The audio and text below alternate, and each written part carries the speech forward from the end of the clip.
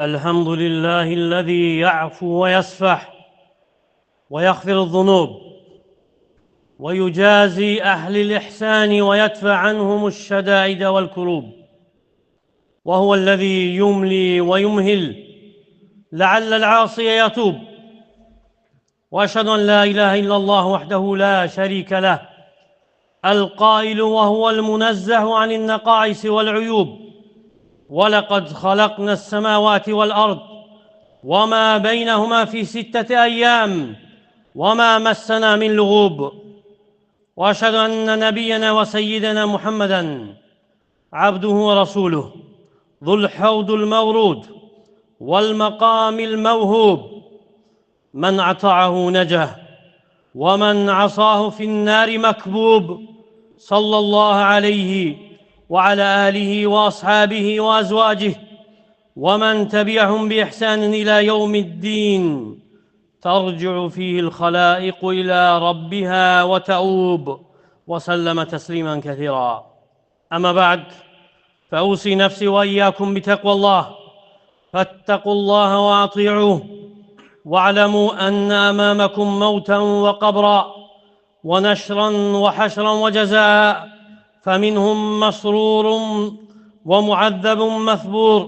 إن المتقين في جنات ونهر في مقعد صدق عند مليك المقتدر. Möhtərəm müsəlmanlar, əziz, dəyərli qardaşlar, ilk növbədə Allahdan qorxmağı tövsiyə edirəm. Həm nəfsimə, həm sizə qorxun Allah Taala'dan, ona itaət edin və bilin ki, önünüzdə ölüm var, qəbir var, diriliş, toplanış, cəza var. Kimi neymət içərisində sevincli, xoşbəxt olacaq, kimi əzab, istirab içərisində olacaq. Şübhəsiz ki, müttəqilər cənnət bağında və çaylar kənarında qadir hökmüdarın huzurunda, haqq məclisində olacaqlar. Və sonra bilin ki, həqiqətən qəlb Rəbbin baxdığı yerdir.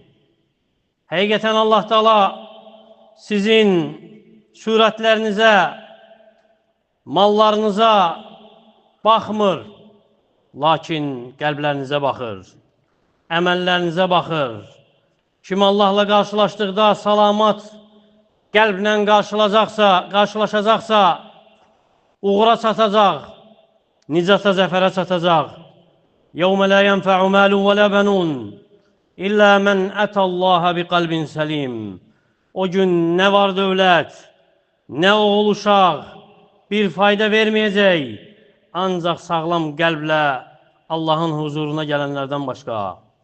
Və kim Allah Taala ilə qarşılaşdıqda xəstə qəlblə qarşılaşarsa, ziyana uğrayıb, xəsarətə düçar olub, əgər Allah Taala öz rəhməti ilə onu əhatə etməsə.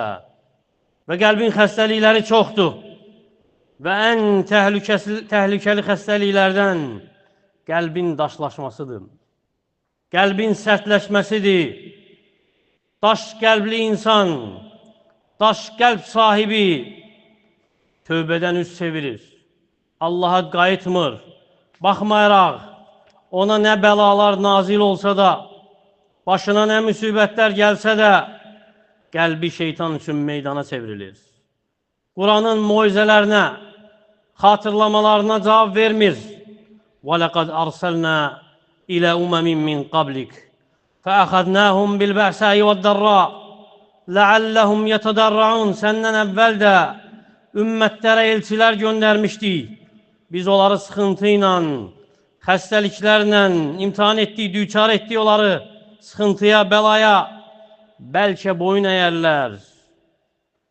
فَلَوْلَا إِذْ جَاءَهُمْ بَأْسُنَا تَضَرَّعُوا وَلَكِنْ قَسَتْ قُلُوبُهُمْ وَزَيَّنَ لَهُمُ الشَّيْطَانُ مَا كَانُوا يَعْمَلُونَ Lakin əzabımız onlara gəldiyi zaman kaş ki boyun əyərdilər, lakin qəlbləri daşlaşdı, sərtləşdi, şeytanla onlara etdikləri əməlləri bəzədi.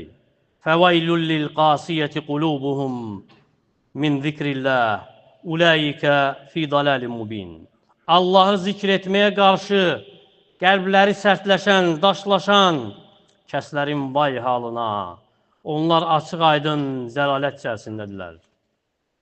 Və qəlbin daşlanma səbəbləri çoxdur. Lakin ondan danışmayacağıq. Qəlbi nə yumuşaldır, nə səbəbdir qəlbin yumuşalmasına, xuşulu, təqvalı, Allah qorxu ilə dolmasına, o səbəblərdən danışacağıq. Və ən böyük səbəbləri, hansı ki qəlbi yumuşaldır, Allah'ı zikr etməkdir, davamiyyətli olaraq. Allah'ın ayələrini düşünməkdir, ölümü, ağrısını, acısını xatırlamaqdır, qəbri, sıxıntısını, zülməti xatırlamaqdır, qəbirləri ziyarət etməkdir, ahirəti və əhvalını fikirləşməkdir. Ona görə Tabaqat-ül Hənəbilə kitabında İmam Əhməddən nəql olur ki, bir kişi soruşur ondan ki, qəlb necə yumuşalar, qəlbi necə yumuşatmaq olar? Deyir ki, udhulul məqbəra, qəbristanlığa daxil ol. Yəni, qəbristanlığa get, vamsəh rəsəl yetim və yetimin başına sığal çək. Bir kişi Həsən-ül Basriyə şikayət edəndə qəlbinin daşlaşmasından, sərt olmasından deyir ki, ona ədibbuhu bizzikr. O daş qəlbi zikirlə əridib yumuşaldı. Ələm yə'ninillezine əmənu ən təxşə'ə qulubuhum li zikrillah və mə nəzələ minəl haqq və la yəkunu kəllezine utul kitəbə min qabl fətələ aleyhimul əmədu fəqasət qulubuhum və kəthirun minhum fəsiqun. İman gətirənlərin qəlblərinin Allah'ın zikri və haqdan nazil olan, yəni Quran üçün yumuşalmasının vaxtı nə vaxt gəlib çatacaq? Onlara özlərindən əvvəlki əhli kitab kimi olmasınlar. Onlara öz peyğəmbərləri ilə uzun müddət keçdikdə, onlar arasında olan müddət uzandıqda qəlbləri sərtləşmişdi. Onların çoxu fasiqlərdir. İmam Qurtubi rahiməhullah bu ayəni zikr edəndən sonra təfsirində deyir ki, bu ayə səbəb olub Fudeyl ibn İyadın tövbə etməsinə. Baxmayaraq quldur idi, yol kəsən idi, lakin səbəb olub tövbə edib. Və deyir ki, aşıq olduğu bir qadın vardı, hansı ki vəd vermişdi ona, bir gün görüşməyə gecənin birində və elə ki, hasara çıxmaq istəyir, dırmaşmaq istəyir, eşidir ki, bir qari oxuyur ki, ələm yə'ninillezine əmənu ən təxşə'ə qulubuhum li zikrillah. Məgər iman edənlərin Allah'ın zikri ilə qəlbi yumuşalmaq vaxtı gəlib çatmayıbmı? Və geri çəkilir. Deyir ki, bələ vallahi qadən. Deyir ki, Allah'a and olsun, artıq çatıb. Sonra gecə onu bir xaraba evin yanına gətirib çıxarır. Və orada bir dəstə insan olur, hansı ki, səfərdəykən yolda qaldıqları üçün ora sığınıblar.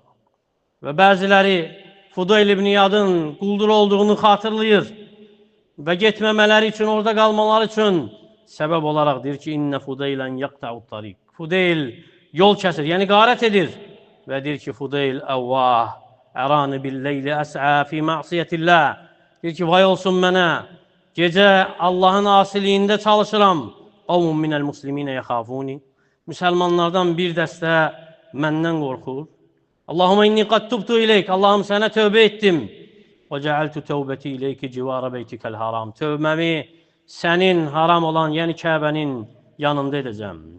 Ona görə daş qəlbli insan bilməlidir ki, həyat qısadır, nə qədər uzun olsa da, günlər azdır, nə qədər çox olsa da və müvəffəq olan o kəsdir ki, Allahın itayətində yaşayıb, Rəbbinin itayətində ömür sürüb, Rəbbi ilə, Xaliqi ilə qarşılaşacağı gün üçün azıqa götürüb, xəsarətdə olan o kəsdir ki, nəfsini havasına tabi edib və Allaha arzularla yaşayıb, lakin ölüm onu ani haqlayıb, qəflətdə haqlayıb, heç nə hazırlaya bilməyib, nə bir salih əməl hazırlaya bilib, nə də nicat səbəbi üçün bir şey edə bilib və bu dünyadan köçənlər də iki sinifdir. Vəfat etmiş, rahatlıq tapmış bu dünyadan, Rəbbinin rəhmətinə qovuşmuş əbədiyyət diyarında və digər ölü isə ölmüş, vəfat etmiş, lakin bəndələr, yerlər, şəhərlər ondan rahatlıq tapıb. Pis aqibətə qovuşub, düşdüyü yer necə də pis olacaq. Rəvayət edir İmam Müslim, Əbi Qatədədən. Deyir ki, Peyğəmbər sallallahu aleyhi və səlləmin yanından cənazə keçdi. Dedi ki, mustarihum və mustarahum min, rahatlıq tapan və ondan rahatlıq tapılan. Dedilər ki, ya Rasulallah, rahatlıq tapan və ondan rahatlıq tapılan kimdir o? Dedi ki, mömin qul bu dünyanın əziyyətindən rahatlıq tapdı. Rəbbinin rəhmətindən pay aldı. Digər isə facir qul, hansı ki ondan bəndələr, şəhərlər, ağaclar, heyvanlar dincəldi. Ona görə daş qəlbli insan bilməlidir ki, insan öldükdə artıq qiyaməti qopur. Və qəbir ən birinci mənzilidir axirətin. Allah Teala qəbri xatırlama edib, moizə edib, ibrət edib ki, qəlblər yumuşalsın. Qəfləti dəf etmək üçün qəbirdə olan əhvalı xatırlamağı buyurub. Ona görə də qəbri, onun əhvalını xatırlamaq sövq edir, kömək edir insana Rəbbinin itaətində durmağa. Və insan bil ki, qəbrində ona fayda verən ancaq əməlidir. Deyib ki, sallallahu aleyhi və səlləm, insanı və ya meyti üç şey müşahid edir. İkisi qayıdır, biri qalır. Onu müşahid edir əhli, yəni ailəsi, malı, əməli. Əhli və malı qayıdır, əməli isə qalır.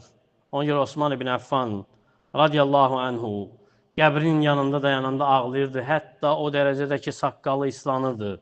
Ona deyirdilər ki, cənnəti, cəhənnəmi xatırlayırsan, ağlamırsan. Buna görə niyə ağlayırsan? Deyir ki, Peyğəmbər sallallahu aleyhi və səlləm dedi ki, Əl-qabru əvvəlu mənəzilil əxirə. Qəbir axirətin ilk mənzilidir. Fən yəncu minhu fəmə bə'dəhu əysərə min. Əgər burada nicat tapsa, bundan sonrası daha rahat olacaq. Və illəm yəncu min fəmə bə'dəhu əşəddi min. Və əgər burada nicat tapmasa, bundan sonrası daha da çətin olacaq. Və deyib ki, sallallahu aleyhi və səlləm, mə rəaytu manzaran qat illə vəl-qabru əfza'a min. Gördüyüm elə bir mənzərə yoxdur ki, qəbir ondan daha dəhşətli olmasın. Ona görə daş qəlbli insan bil ki, qəbir ən dəhşətli mənzərəsi olan yerdir. Çünki insan orada tək qalacaq, yalnız qalacaq, nə dostu olacaq, nə sirdaşı olacaq, nə istəklisi olacaq, nə ünsiyyət qurduğu, nə oturduğu olacaq və qəbir sıxacaq da onu. Qəbir onu sıxacaq və heç kim qəbir sıxıntısından kənar qalmayacaq.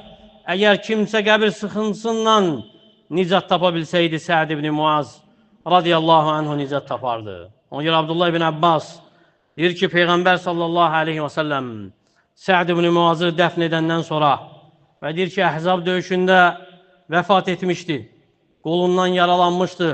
Peyğəmbər sallallahu aleyhi və səlləm onun çadırına yaxın çadır qurmuşdu, onu ziyarət edirdi və istəmişdi ki, əsirlər barədə hökm versin və o da dua edir. Qolunun qanının dayanmadığını görür, dua edir ki, hökm verib bitənə qədər qolunun qanı dayansın və dayanır da. Bəzi rəvayətlərdə gəlir ki, Peyğəmbər sallallahu aleyhi və səlləm qızdırılmış bir dəmirlə onun damarına basır və qan bir müddət dayanır, sonra hökm verir. Sonra gecənin bir vaxtı damarı partlayır və ondan vəfat edir. Deyir ki, sallallahu aleyhi və səlləm, əgər kimsə qəbir sıxıntısından nicat tapsaydı, Səd ibn Muaz nicat tapardı. Baxmayaraq, Səd ibn Muaz üçün Rəhmanın ərşi titriyib. Necə ki, İmam Nəsəi rəvayət edib, Rəhmanın ərşi onun üçün titriyib, ölümü üçün titriyib, səmanın qapları onun üçün açılıb, 70.000 mələk ona şahidlik edib. Lakin bununla yanaşı, deyir ki, sallallahu aleyhi və səlləm, qəbir onu sıxacaq və sonra buraxacaq. Allah Teala onun üçün yumuşaldacaq bir müddət sıxıldıqdan sonra və Rəhmanın ərşi titriyib onun üçün Çünki Allahın hökmü ilə hökm verib 7 səmanın üzərindən. Və bilmə ki, o sıxıntı ancaq ona xasdır. Xeyr əksinə bu sıxıntı hamı üçündür. Salih üçün də, facir üçün də. Lakin kafirlər fərqlənəcək, o sıxıntı onlar üçün davamiyyətdə olacaq. Çünki elə bir kəs yoxdur ki, onun nəsə bir günahı olmasın və bu sıxıntı onun üçün bir cəza kimi olacaq. Və bu sıxıntıdan sonra rəhmət onu əhatə edəcək və bilmə ki, bu sıxıntı qəbr əzabıdır, əsla. O sıxıntı mömin üçün bir qorxudur. Ruhunun çıxması kimidir. Yaxınlarından vəfat etmiş bir kəs üçün ağlaması kimidir. İki mələyin ona imtihan etmək üçün hücum etməsi kimidir. Və həmçinin ağrı hiss edəcək. Necə ki, övladını və ya yaxınını bu dünyada itirmiş kəsin hiss etdiyi bir ağrı kimi. Ağrı hiss edəcək, xəstələndikdə hiss etdiyi kimi. Lakin Allahdan qorxan qul, Allah Teala ona şəfqətli olacaq, mərhəmətli olacaq bu işin bəzisində və ya hamısında və mömin rahatlıq tapmayacaq ta ki, Rəbbi ilə qarşılaşana qədər. Ona görə qəbir ən dəhşətli mənzərədir. Daş qəlbli insan düşünməlidir. Çünki qəbirdə fitnə var. Dəccalın fitnəsi kimi, ondan da daha şiddətli. Qəbir ən dəhşətli mənzərədir. Ya neymət bağçasıdır, ya da ki, cəhənnəmin çuxurlarından bir çuxurdur. Kim yaxşılıq edibsə, qəbri onun üçün geniş olacaq, sevinclə dolacaq. Kim pislik, asilik edibsə, qəbri dəhşətli olacaq, kədərli olacaq, pis olacaq. Deyir ki, sallallahu aleyhi və səlləm, qul qəbrinə qoyulanda və əshabı çevrilib gedəndə o, onların ayaq səslərini eşidir və ya onların ayaqqablarının səslərini eşidir. İki mələk gəlib onu oturdar və deyər ki, bu kişi, yəni Muhammed sallallahu aleyhi və səlləm haqda nə deyirsən? Və deyər ki, şəhadət edirəm ki, o Allahın elçisi və quludur. Və deyiləcək ona ki, bax cəhənnəmdəki yerinə, Allah Teala sənin üçün onu cənnətdəki yerlə əvəz edib. Sonra və cənnətdəki bütün yerini görəcək. Amma kafir və ya münafiq deyəcək ki, bilmirəm. İnsanlar nə deyirdi? Onu deyirəm. Ona deyəcək ki, lə daraytə və lə təleyt. Nə bildin, nə oxudun? Sonra əmr olunacaq. Dəmirdən olan bir çəkiclə iki qulağının arasından vurulacaq və qışqıracaq elə bir qışqırıq ki, insan və cinlərdən başqa hamı eşidəcək, bütün məxluqat eşidəcək. Ona görə Peyğəmbər sallallahu aleyhi və səlləm sığınırdı Allah Teala'ya hər namazda qəbrin əzabından. Deyirdi ki, təşəhhüdü deyəndən sonra Allah Teala'ya 4 şeydən sığının. Deyin ki, Allahumma inni əudu bikə min əzəbi cəhənnəm. Deyin, Allahım, sənə sığınıram cəhənnəmin əzabından. Və min əzəbil qabr, qəbrin əzabından. Və min fitnətil məhyəyi vəl-məmət, ölümün, dirilməyin fitnəsindən. Və min şərri fitnətil məsihid dəccəl və məsihid dəccalın fitnəsinin şərrindən. Və qəbir ziyarəti ona görə əmr olunub ki, daş qəbli insanların qəlbi yumşalsın. Ahirəti yada salsınlar, ölümü yada salsınlar, fikirləşsinlər, xatırlasınlar, qəlblərində qorxu əmələ gəlsin, təlaş əmələ gəlsin, itayətə tələssinlər, əmələ tələssinlər. Ona görə kim qorxarsa, gecə erkəndən yola çıxar. Və kim gecə erkəndən yola çıxarsa, mənzilə tez çatar. Deyir ki, sallallahu aleyhi və səlləm, mən sizə qəbirləri ziyarət etməyi qadağan etmişdim. Ziyarət edin, çünki o ahirəti xatırladır. Ona görə baxsaq, Allahın kitabına, Peyğəmbərin sünnəsinə görərik ki, qəbir ziyarətlərinin ədəbi var, əhkamı var və ən əzəmətli əhkamından, ədəbindən ölənlər üçün dua etmək. Diqqət et, ölənlər üçün dua etmək Allahdan, onlar üçün bağışlanma istəmək, ölülərdən istəmək yox, ehtiyacları onlara danışmaq yox. Qəbir, çünki qəbirdə olanlar özləri ehtiyac duyur başqalarının duasına. Qəbirləri doludur zülmətlə. Allah Teala salih bəndələrinin duası ilə onların qəbirlərini nurlandırır. Deyir ki, Əbu Hureyra radiyallahu anh, bir qara qadın məscidi təmizləyirdi, məscidin işlərini görürdü. Peyğəmbər sallallahu aleyhi və səlləm bir gün görmür onu. Soruşur, deyirlər ki, ölüb.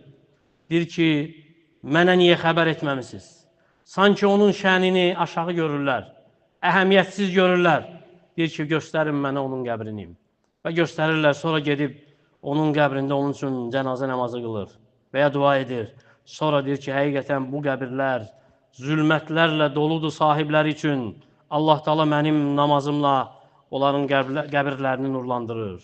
Və qəbrlər həmçinin yumuşalır, arzuları az etməklə, azaltmaqla, halal yeməklə, axirət diyarına səfər haqda fikirləşməklə, ehtiyacdan artığı tərk eləməklə, ehtiyacdan artıq yeməmək, içməməklə, ehtiyacdan artıq yatmamaqla, çox danışmamaqla, qəlblər yumuşalır, salihlərlə, Allahdan qorxanlarla yoldaşlıq etməklə, Allahın məxluqatına yaxşılıq etməklə, məzluma mərhəmət etməklə, xəstəni ziyarət etməklə, yetimə, zəifə qayğı göstərməklə. Allahdan diləyirəm ki, Allah Taala qəlbimizi onu zikr etdikdə yumuşatsın. Allah Taala ona şükr etmək üçün, ona itaət etmək üçün bizə kömək etsin, bizi müvəffəq etsin, qəlbimizi salamat etməklə ruziləndirsin, nəfslərimizi rahat etsin. Allahım İslamı və müsəlmanları izzətli et. Allahım bu ölkəni, digər müsəlman ölkələrini xətadan, bəladan qoru. Bu ölkəni əmin-amanlıq, rifah diyarı et, bol nemətli et. Allahım qəbirlərimizi öləndən sonra ən xeyirli mənzilimiz et. Cənnət bağçalarından bir cənnət et. Allahım dinimizi qoru bizim üçün. Rəhbərimizi qoru, əmin-amanlığımızı qoru. Bizi qoruyan, sərhədlərimizin keşiyini çəkən hər bir zabit və əskərimizi qoru. Müvəffəq et ölkə başçımızı sevdiyin, razı qaldığın işlərə, ətrafında ona dəstək olan, salih, nəsihət edən, onu xeyrə yönəldən insanları cəm et. Şər, məkirli insanların onun ətrafından uzaq et. Şəhidlərimizə rəhm et. Onları ən yüksək məqama yüksəlt. Qazilərimizə şəfa ver.